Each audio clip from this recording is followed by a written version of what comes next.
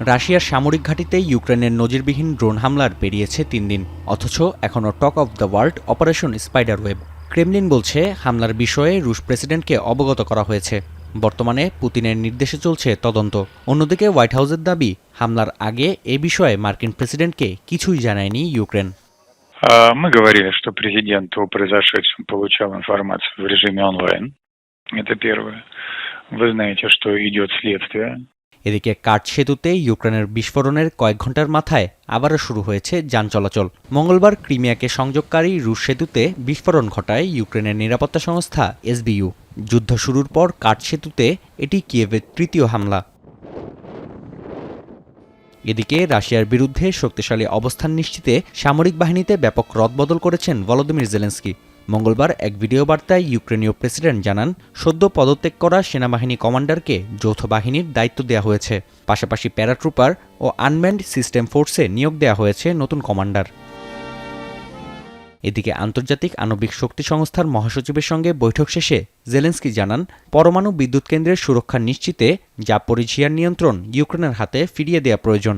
অন্যদিকে রাফায়েল গ্রসির দাবি, বর্তমান পরিস্থিতিতে বিদ্যুৎ কেন্দ্রটি চালু করা সম্ভব নয়।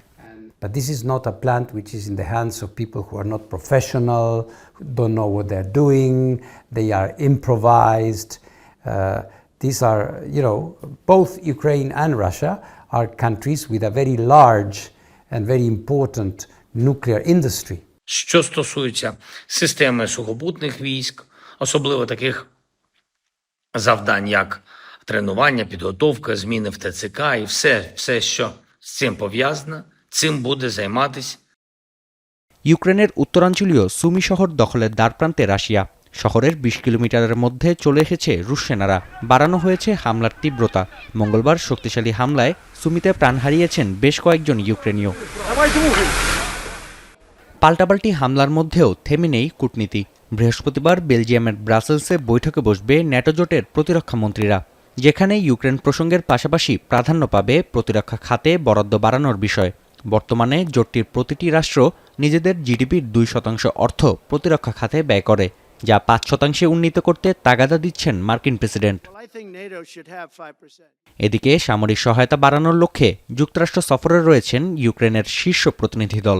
মার্কিন প্রেসিডেন্টের বিশেষ দূত কেইথ কেলগের সঙ্গে বৈঠক করেছেন ইউক্রেনীয় প্রেসিডেন্টের chief of staff Andriy Yermak.